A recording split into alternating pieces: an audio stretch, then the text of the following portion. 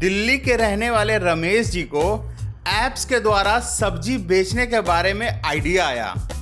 उन्होंने पैसे खर्च करा करके एक ऐप्स भी बनवा लिया। रमेश भाई सब्जी वाला अब उस ऐप्स के माध्यम से वो धीरे धीरे ऑर्डर भी लेने लगे। शुरुआत में तो उनका ऐप्स कोई जानता ही नहीं था।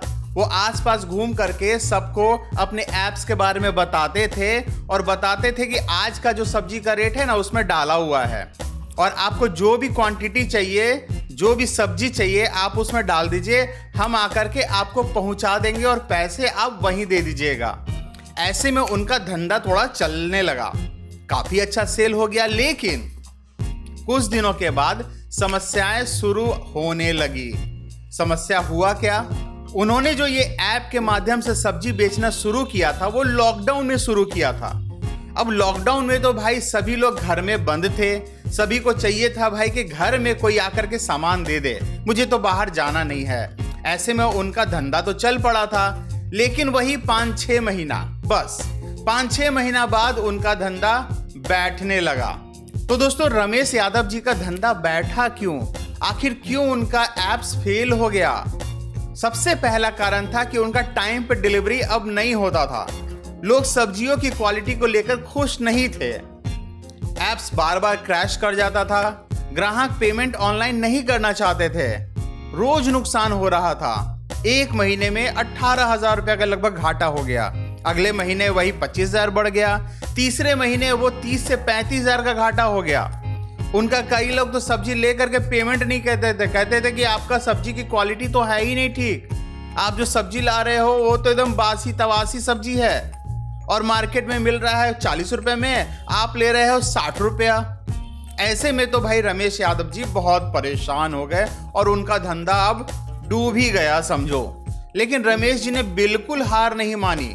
उन्होंने हर एक ग्राहक से जाकर के फीडबैक लिया, उसको नोट किया, क्या अच्छा नहीं लगा, कौन सी सब्जी चाहिए थी जो नहीं आपको मिली, कैसे ऑर्डर देना आपको आसान लगता है, कैसे आप पेमेंट करना चाहते हैं, किस क्वालिटी की सब्जी चाहिए है आपको। तब उन्होंने फिर से ढेर सारा सुधार किया और रीलॉन्च किया। उन्होंने अब व्हाट्सएप और गूगल फॉर्म से ऑर्डर लेना शुरू किया।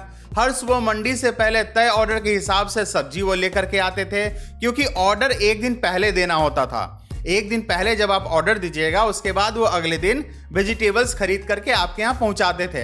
100% रिटर्न की गारंटी थी कि अगर आपको सब्जी में कोई भी दिक्कत लगे तो आप वापस कर सकते हैं, खराब निकले तो अगली बार फ्री।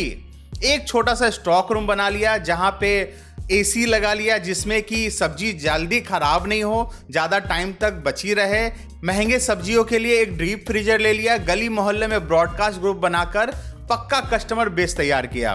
ब्रॉडकास्ट ग्रुप होता है कि आपका नंबर अगर किसी ने सेव कर रखा है, उनको अगर आप एक ग्रुप में सेव कर लेंगे तो जब आप मैसेज डालेंगे कि आज का सब्जी का रेट भाव ये है तो उन सभी के पास एक बार में पहुंचेगा और जिनको ऑर्डर होगा वो देंगे और आपको पर्सनल चैट पे वो मिल जाएगा। ऐसे में उनका धंधा धीरे धीरे बेहतर होने लगा। दोस्तों अब तो उनका धंधा चल पड़ा। रोज 100 से 150 लोग उनको ऑर्डर करते हैं। डेली का 3 से 4,000 रुपए का कमाई हो गया, यानी कि लगभग 80,000 से 1 लाख रुपया तक। सब्जी की डिलीवरी के लिए उन्होंने 2-2 लड़के रख रखे हैं। एक गोदाम में रख रखा है जो अच्छे तरह से सब्जियों को छाट करके साफ सुथरा ताजी सब्जियां पैक करके ऑर्डर के लिए रखते हैं। अब तो उनका ब्रांड फेमस होने लगा है, रमेश भाई सब्जी वाले। अब तो किसान भी उनसे जुड़ने लगे हैं, क्योंकि जब किसान सब्जी ला करके देंगे एक तो वो ताजी होगी और रीजनेबल रेट पे होगी।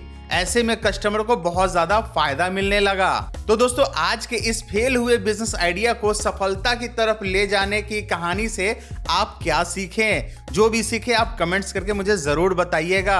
अगर आप भी कोई बिजनेस कर रहे हैं और उसमें कोई कमी बेसी लग रहा है तो कमेंट्स कीजिए और मैं आपको सही सुझाव देने की कोशिश करूंगा। आपको ये वीडियो कैसी लगी? वीडियो अगर अच्छी लगी तो लाइक कीजिएगा। चैनल को अभी तक आपने सब्सक्राइब नहीं किया है तो जल्दी से सब्सक्राइब कर दीजिए। मिलता हूं अगली वीडियो में, तब तक के लिए जय बिजनेस, जय भारत, नमस्कार।